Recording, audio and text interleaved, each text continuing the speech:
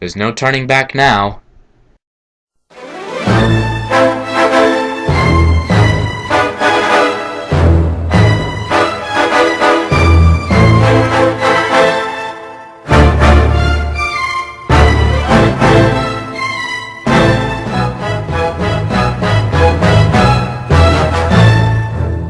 Conker's Bad Fur Day is widely considered to be one of the greatest games on the Nintendo 64 platform, as well as one of the best 3D platformers of all time.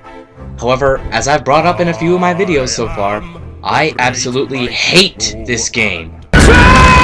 Hey, zip it. Thank you. Have a nice day. And in case I don't see ya, good afternoon, good evening, and... Pants! Exactly! Alright, before I go any further, let's just get this out of the way right now. Conker's Bad Fur Day is very popular among consumers. If you like the game, good for you.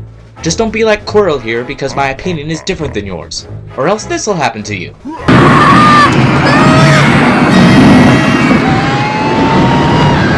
Whoa. Man, I got way off track. Okay, rather than this just being a simple rant, I'm going to take this a little more methodically. First, I'll be going over the basic things that make up a game of this type, such as the gameplay, story, characters, and level design. Then, I'll go over the things that set Conker's Bad Fur Day apart from the crowd, which based on my research are the humor, graphics and audio, and the multiplayer.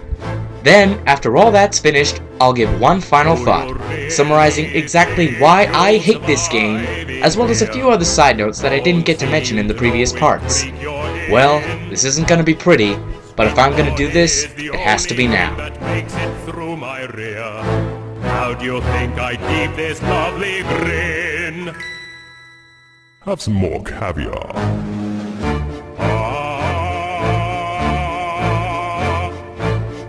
Now, the average platformer has relatively simple gameplay. Most 3D platformers often have you completing certain objectives, collecting items, going from point A to point B, or a combination of the three. Conker, on the other hand, uses a surprisingly simple system to employ a much greater variety of gameplay. For those of you who don't already know, I'm talking about this thing. This is referred to in-game as a context-sensitive pad. When you find one of these, you just press B, and Conker is given whatever he needs at that particular moment. This kept the game from being too complicated, and also added many different scenarios and gameplay elements, such as first-person shooting, racing, and peeing. Wait, peeing? Yes, that's actually one of Conker's special moves that he uses. Not once, but twice. Moving on, the context-sensitive system did have some advantages, but it had its downsides as well, most notably making the game more linear and therefore much shorter. Now, being short isn't necessarily a bad thing if the game has good replay value. I mean, I can beat Contra 3 in less than 2 hours, and I still play it pretty often nowadays. And while I don't personally ever want to play this game again, many people would, so I can't really complain about the length, no matter how much I'd like to. However, what I can complain about is how stupidly repetitive the main platforming is. Just for an example, here's one scenario.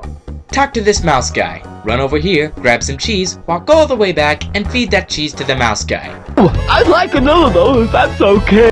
Go back, get another cheese, bring it back, feed him again. One more should just about do it. Run back, grab a cheese, bring it back, feed it to him a third time, and then he explodes because he ate too much cheese. And that somehow opens a door. Yeah, I don't get it either. While I'm talking about gameplay, I might as well go over something else that really bothers me about this game, and that's the enemy AI, and mainly how inconsistent it is. Some enemies, like these wasps, are really stupid. Just keep walking forward and they'll never hit you. But others are way too smart for their own good, like these cogs here. The idea is to stun them with your frying pan, but the second they come into view, they turn around and run the other way. The only way you will possibly hit these things is if your timing is 100% perfect. Anything less and you will miss. So as for gameplay as a whole, I can appreciate the variety they were going for, but the flaws in the standard platforming and certain other missions really could have used some ironing out.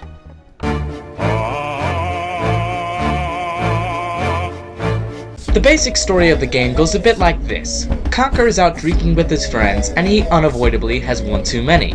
This causes him to get lost when he tries to go back home. Then, in a castle far, far away, the evil Panther King is drinking some milk. Lou, give me a milk. Chocolate. But then it spills, and he tells the professor to figure out why. The professor then painstakingly calculates that the king's table is off balance, which caused the milk to spill. Now, how he managed to deduce that, I may never know. And of course, the only thing in the entire world that could possibly fill that gap and fix the problem is, you guessed it. Okay, I don't think I need to go any further to explain how absolutely stupid this storyline is. I mean, I don't know what train of thought they were boarding when they made this up, but it certainly wasn't a train going anywhere. This storyline is absolute garbage, no matter how you look at it. Well, not really. Looking at it from one perspective, this storyline makes absolutely no logical sense, as some people before me have stated. But, looking at it from a different perspective, it's satire. And pretty well executed satire at that. Look, Rare wouldn't be that stupid. Even today, they wouldn't be stupid enough to expect you to take this storyline seriously. So why do people take it seriously? I mean, it's not like, wait, did I just refute a point that's often been made against this game? Yeah, I think I did.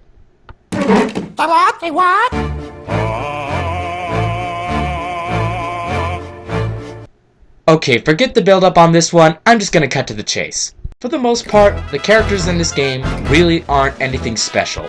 And I only say that because of how underdeveloped they are. The vast majority of the characters in this game only get a few seconds of screen time before they're gone forever. Really, I'm very confused as to why half these characters even exist, other than just to add random jokes here and there. Another thing that really bugs me about these characters is that they absolutely abuse stereotypes. From the stupid bumbling bouncer, to the smooth-talking, cigar-smoking mafia boss, to the bitter elderly countryman, this game leaves nearly no character stereotype unused. Now, in a game like Team Fortress 2, for example, I don't mind the overusage of character types, because the game makes sure to take them completely over the top. In Conker's Bad Fur Day, however, there's really no interpretation of these archetypes. They're just sort of there. Main characters, on the other hand, are a completely different story. The Panther King in particular takes the villain archetype to an admittedly hilarious extreme, threatening his henchmen with duct tape and getting furious literally over spilled milk. I defy you, Heartman! The Professor is a very well-developed antagonist and is one of the only characters in the game that consistently made me laugh, what with his thick accent and his genuinely comedic dialogue. Barry is a very independent and intelligent woman, squirrel, whatever, and she actually made it onto my top 10 love interest list. And considering how much I hate this game, that was quite an accomplishment. Finally, we come to Conker himself. He's certainly not your classic protagonist, but I'll admit that he's a very well-developed character. His characterization is best brought out during his ending monologue. Through all the thick layers of greed, drunkenness, and lust, Conker is but a man, squirrel, whatever.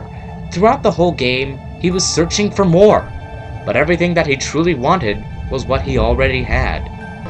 You don't really know what it is you have until it's gone.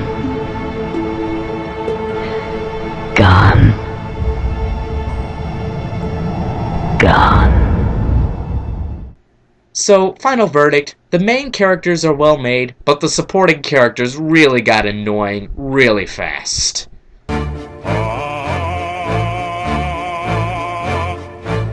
As a whole, Conker's Bad Fur Day's level design is not one of the game's strong points. Even big fans of the game like Screw Attack and Josh Scorcher agree with me on that.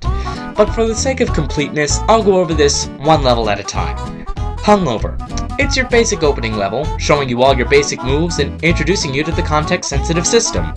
There's not a lot to it, but then again, it's essentially the tutorial. Barn Boys. A bit of a more open-world format that requires a bit more explanation than the rest of the game. Attractions in this area include the previously mentioned exploding mouse, running from an angry pitchfork with what is quite possibly the most irritating AI in the whole game, walking across these god-awful rafters, chopping down loose electrical wires,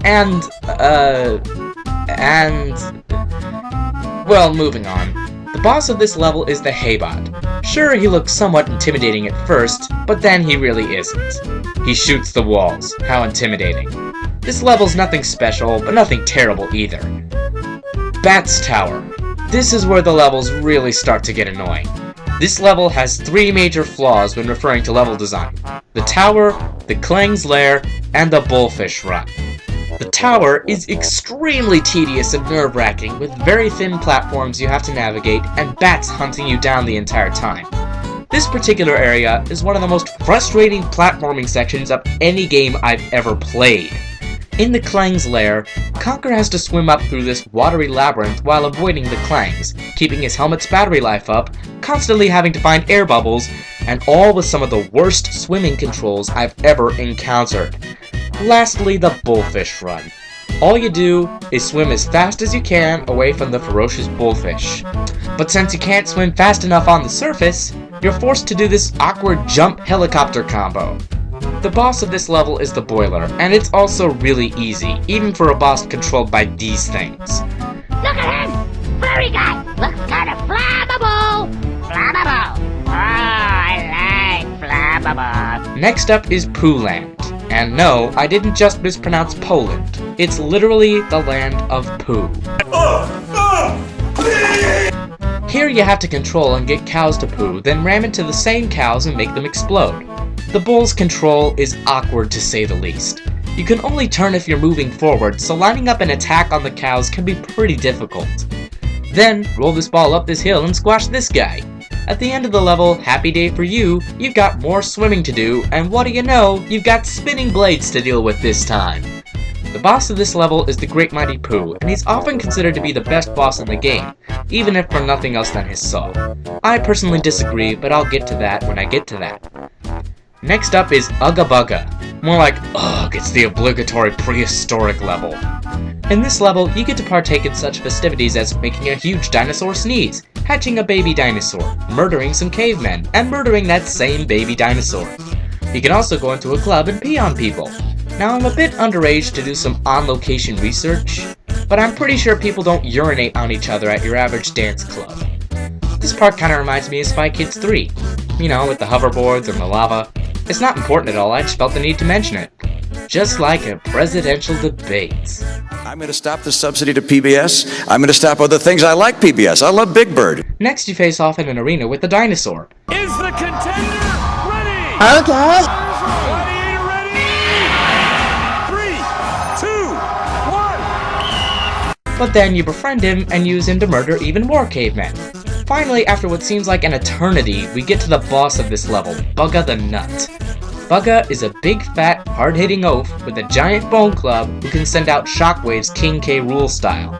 How do you beat him? You bite him. First in the front and then in the rear. Seriously though, this boss isn't all that impressive, and neither is the level design in general. Next up, Spooky. Boy, was that name a letdown, because this level's quote-unquote spookiness is about as cliched as you can get. In this part, you're shooting zombies. You're supposed to stand on these tombstones so that they can't touch you, but this also makes them impossible to shoot sometimes. I love the effort here, guys, but it just makes me feel like I'd rather be playing Left 4 Dead. You also get to be a black, fly around and kill people. After that, there's more zombies and more stupid thin rafters.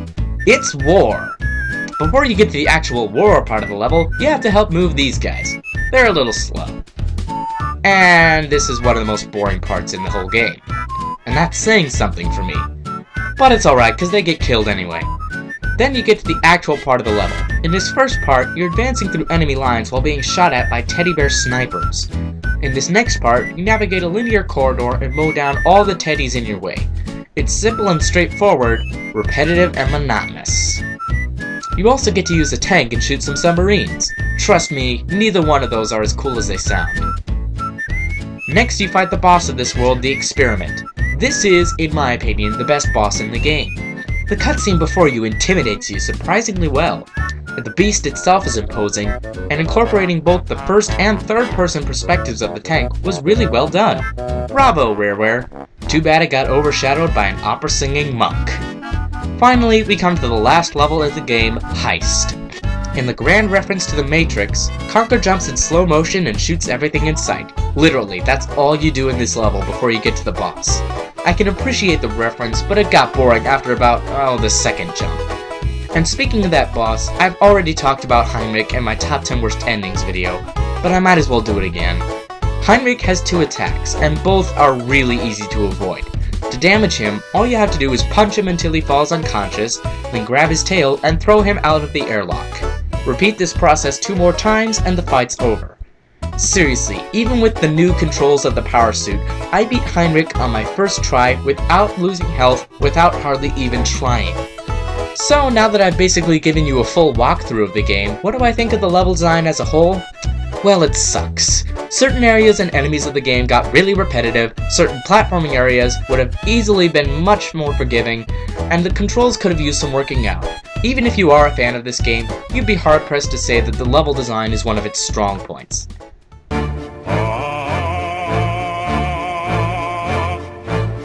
Alright, before I even begin, I would like to point out that humor is a very sensitive subject and is very subjective to one's tastes.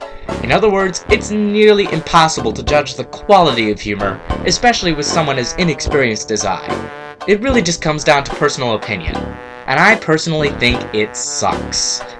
Now, the humor in Conker's Bad Fur Day can be broken down into 4 subcategories: referential, satirical, circumstantial, and bodily. Let's go through these in order. First, referential.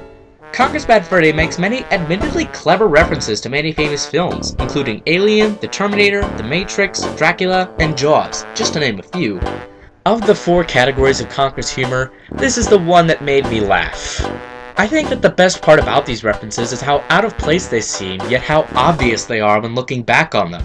That Wizard of Oz reference in particular demonstrated this style of humor the best in my opinion. Conker also occasionally employs self-referential humor, also known as breaking the fourth wall. I'm not too fond of this style of humor to begin with, and Conker doesn't really do anything to change that opinion.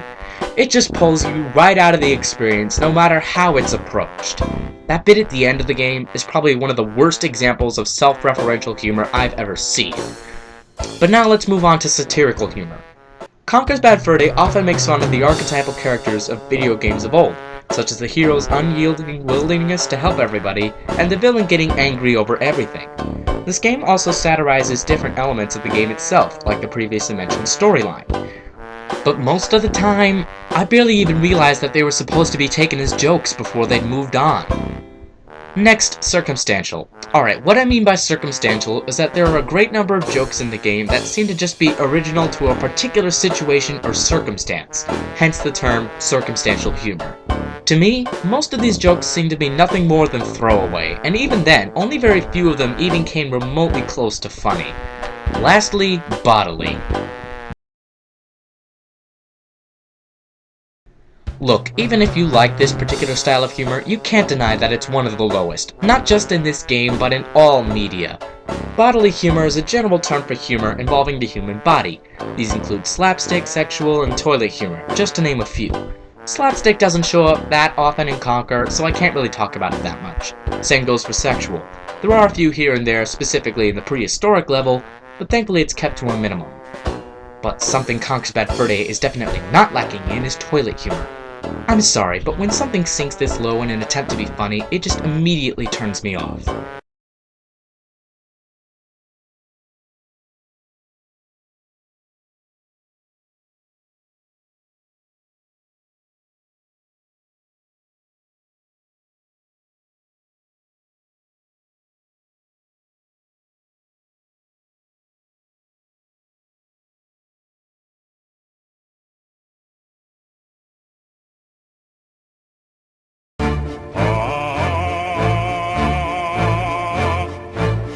Alright, I'll happily admit that Conker's Bad Fur Day's graphical capabilities are up there with the best on the Nintendo 64 platform. Rare clearly had a lot of faith in this game and put a ton of effort into it. The environments are very well detailed and have a huge draw distance to them. I mean, just compare it to a game like Star Fox 64 and you can clearly see the difference. Rare should also be praised for their use of the lighting. Nintendo 64 games are, for the most part, bright and colorful. Even in a horror game like Resident Evil 2 for example, the lighting is still very basic and doesn't add a lot of atmosphere. Majora's Mask came pretty close in my opinion, but Conker's Bad Fur Day still has the best use of lighting on the system. Also, the in-game graphics are extremely well detailed for the time. If you need any more evidence of that, just look at Conker's face during the cutscenes. His face clearly shows different emotions and his lips actually move in sync with his voice. My only complaint with the graphics is that Rare seems to have fallen back into their usual art style for this game. Now that's not a bad thing, but this game is so different from Rare's other platformers that I expected a different art style to go along with it. And it's not like Rare's incapable of creating a different art style, just look at Killer Instinct Gold. Overall though, there's really nothing to complain about in terms of visuals. I wouldn't say they're worthy of a certain JonTron meme, but they certainly push the boundaries of the N64. But now let's move on to audio. Conker's Bad Fur Day is praised universally for its incredibly large and diverse audio library. I'll start with the sound effects. Once again, there's really nothing to complain about. This game's library of sound effects is enormous, and I really appreciate that they tried to make them sound much more realistic than most other N64 titles. Now I'll move on to the vocal track. Yes, I'll also admit that this is probably the best on the system from a technical viewpoint. Almost every character has a voice in the game, and most of them are actually done by the same voice actor. But these voices are just so annoying! Now, as I mentioned earlier, almost every character in the game falls into a certain stereotype, and has a different voice and speech pattern to go along with it. But these stereotypes are played up so much that nearly every voice in the game just grates on my nerves. Look, I can respect the fact that they tried to make the best out of the N64's audio capabilities, and looking from a technical standpoint, you could say that they succeeded. But they could have done so much better with what they had from a personal standpoint. While on the subject of audio, I might as well talk about music. Now, music's never something that Rare's exactly struggled with in the past. Even in their early years, they managed to create some really catchy and memorable tunes. However, Conker's Bad Fur Day soundtrack just seems to fall flat. It's not exactly bad, but just so unmemorable. Seriously, even after having played through the game again and listened to its soundtrack, there were only 3 tracks that I could clearly remember in my mind: the Overworld theme, Soprano, and the Bats theme.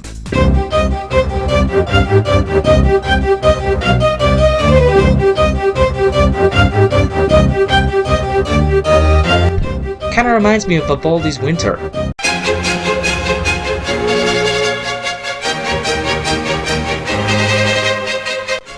As a whole though, this soundtrack really isn't that good.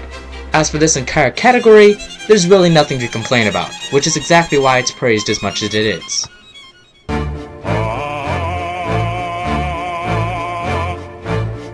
Conker's Bad Fur Day is often praised with one of the best multiplayer experiences on the Nintendo 64 platform.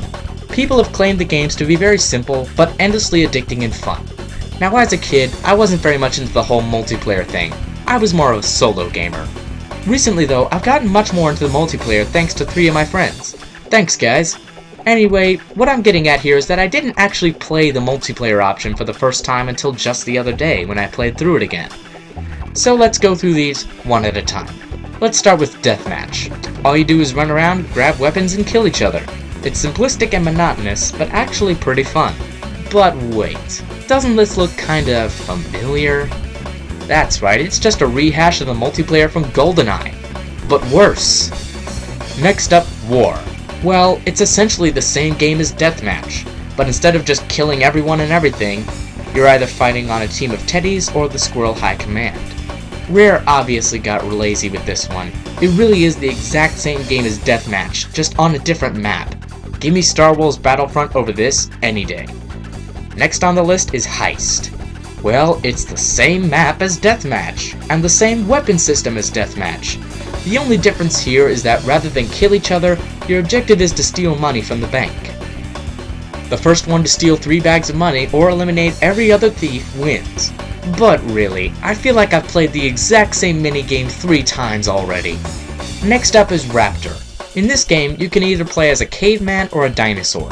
The cavemen are trying to steal as many dinosaur eggs as possible, and the dinosaurs are trying to eat as many cavemen as possible. Finally, we get a game with a bit of originality. There's only one problem with it though. It's completely one-sided in favor of the dinosaurs.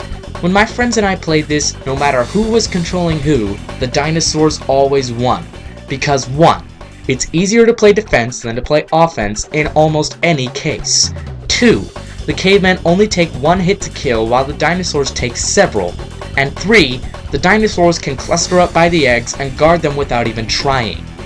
If the eggs were spread further apart, rather than just all in one area, this game would have been much more balanced and much better overall. Next up is Beach. Here you can play, once again, as either the Teddies or these French immigrant squirrel people or whatever they are. The Frenchmen are trying to make their way up the beach to Paris, while the Teddies are trying to shoot them down before they can get there. Once again, this game is very one-sided, this time in favor of the Teddies. The Frenchmen are completely unarmed, they all spawn from the exact same place, and although there are several spots on the map where the Frenchmen can hide, they're on a time limit to get to the end, meaning that all a Teddy's sniper has to do is wait for them and shoot them nearly every time. Next up is Race. As you can see, this is based on the point in the game when Conker was trying to get his money back from those caveman muggers. But rather than trying to knock everyone else off their surfboards, all you're trying to do is get to the end of the race first. It's like Mario Kart, but not nearly as fun. However, there's one thing about this that I just don't get, and that's the control. In the single-player version of this, the control is actually somewhat decent, but here, it's very difficult to get used to, and you will die. A lot. Last on our list is Tank. Well, once again, it's basically a rehash of Heist, but with tanks. Because tanks make everything better, right? The goal is to get the chemical weapon in the center, bring it back to your base, activate it, and wipe out anybody stupid enough to still be out of their base. The main difference between this and Heist is that the tanks are a lot more durable than the robbers, so there's a chemical weapon going off at least once every minute. But through all of this, the multiplayer as a whole is pretty fun, but at the same time, many of the games could have individually used quite a bit of troubleshooting, as well as being very unoriginal. And now for my final thought. Rareware obviously put a lot of work into developing this game, and for most people, it paid off. Certain aspects of the game, such as the graphics and the humor, were obviously given quite a bit of attention during development, and really pulled through in the finished product. However, other aspects, such as the gameplay and level design, were just not given the attention they needed to make this game truly stellar. I realize that I'm not the target demographic for this game. In fact, they tell me that on the front cover of the box, and I accept that. But I know that this game could have done so much better for all audiences if they'd just taken the time to fix the flaws in certain areas of the game's design. Now, I'm sure that in the comments, people are going to call me out and say that I shouldn't be judging this game in such a serious manner because I'm still just a kid. I have no grasp of how much time and effort goes into making a video game, and that nothing is going to be able to please everyone. And to that, I would say that they're correct. Every game has flaws, and nothing can be absolutely 100% perfect for absolutely 100% everybody. In fact, everything I've complained about so far in this video has just been that.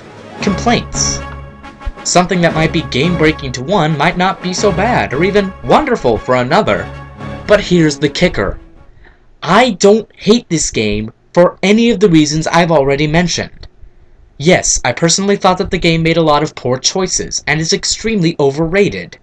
But I don't hate this game as a game.